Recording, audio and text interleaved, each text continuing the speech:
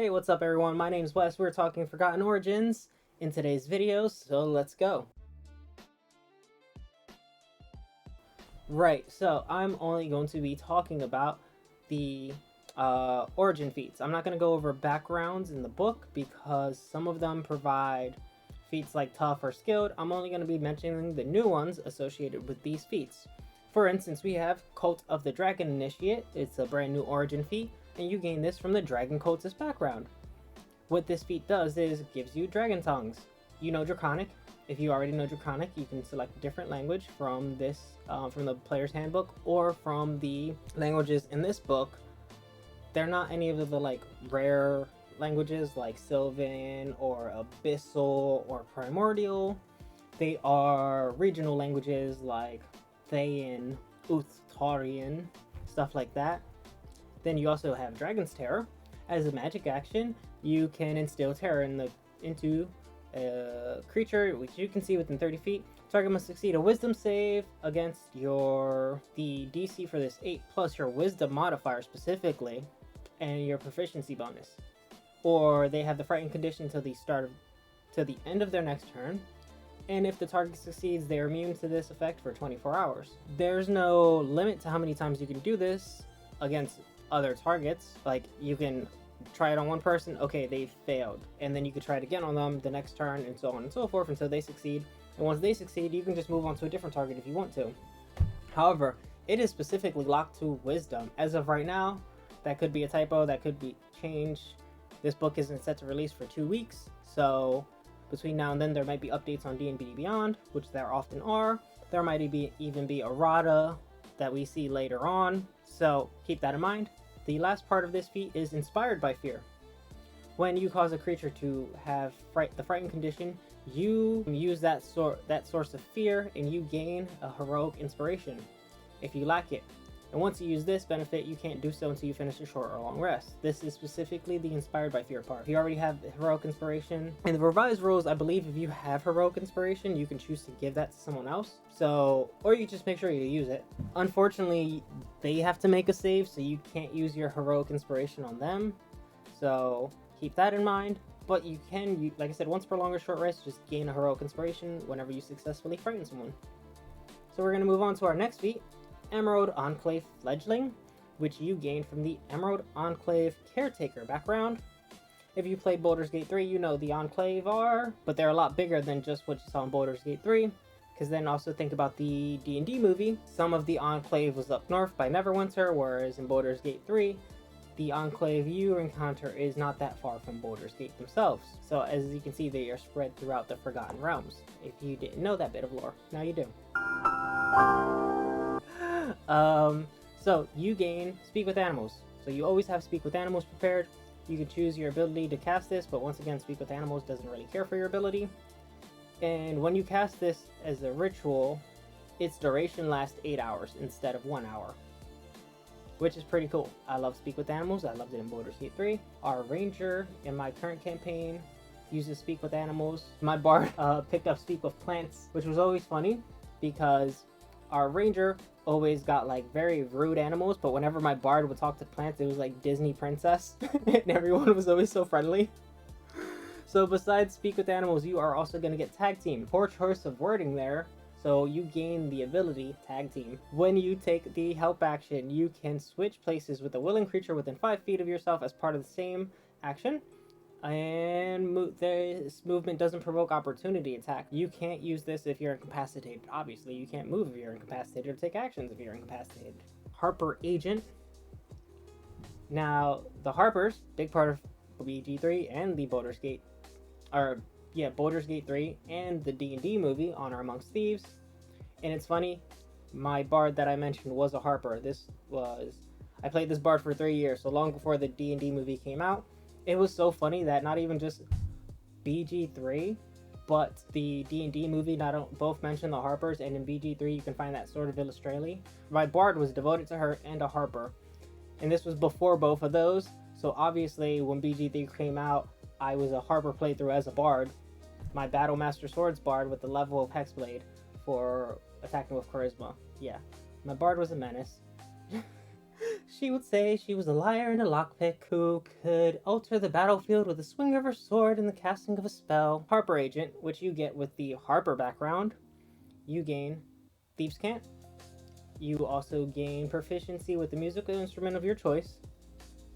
And when you take the help action, you can do it within 30 feet of an ally as opposed to just being within 5 feet, provided they can see or hear you. You know, just being helpful assistant. Lord's Alliance, you gain with the Lord's Alliance Vessel background. And so you gain Inspiring Strike once per turn. When you score a critical hit, you can choose a creature within 30 feet of yourself who you can see or hear you, who lacks Heroic Inspiration, and that ally gains Heroic Inspiration. Reassert Honor. When an enemy you can see deals damage to an ally of yours that is within 5 feet of you, you have advantage on your next attack roll against that enemy before the end of your next turn. Yeah, reassert your honor. You kind of think of it like a retributive strike where you hit my friend. Oh no, the hell you didn't. Then we have Purple Dragon Rook, which is you get with the Purple Dragon Squire background. It's not as good as the Squire of Solamnia feat that you gain with the Knight of Solamnia background from Dragonlance, but this is what this does. Intrigue. You gain proficiency with either Insight, Performance, or Persuasion. And then when you roll initiative and you're not incapacitated, choose a number of creatures equal to your proficiency bonus. And those creatures gain Heroic Inspiration. A lot of Heroic Inspiration going around. You can use this ability once per long rest. Or you can't do this again until you finish a long rest. Which is the same thing as just in different words. Yeah, a lot of Heroic Inspiration background going around, but then this is the Forgotten Realms, where heroes are born and or made. Next we have Spellfire Spark, which you gain with Spellfire Initiate. Magic Absorption. Once per turn, when you take damage from a spell or magical effect, you can reduce that by a d4 provided you're not incapacitated. And then you also have Spellfire Flame. You learn the Sacred Flame cantrip. You can choose your mental stat to cast it, Intelligence, Wisdom, or Charisma. And when you cast this, you can do it as a bonus action. You can do this a number of times equal to your proficiency bonus per long rest. So, bonus action Sacred Flame, not bad. Not bad. Just being able to cast anything as a bonus action is pretty good. And then we have Hero of the Gauntlet, which you gain with the Knight of the Gauntlet. So this gives you the following features. Stand as one. When an ally within 5 feet of you is subject to an effect that would push them or pull them, you can take your reaction to prevent this. So like if they're getting Eldritch Blasted by a repelling blast, you can be like, no, they don't get pushed. However, I don't think you're actually ever going to be facing a Warlock, but I haven't looked at any of the monster stats in this book yet, so there may be something Warlock-esque that might push you or pull you. I think ropers pull you. Can ropers pull you, or do they just grapple you? I don't remember. Either way, you also get Vigilant. When you take the ready action, attack roll against you has disadvantage. So it's kind of like when you take the ready action, you sort of get the benefits of pseudo dodge action. Good for a rogue, assuming you're not going with Lucky or Alert for your background feat.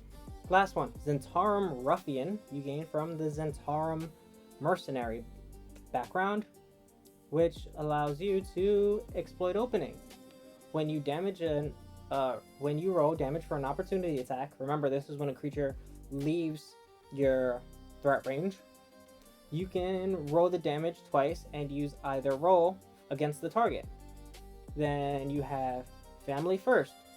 If you have Heroic Inspiration when you roll initiative, you can expend it to give yourself and your allies advantage on your initiative roll.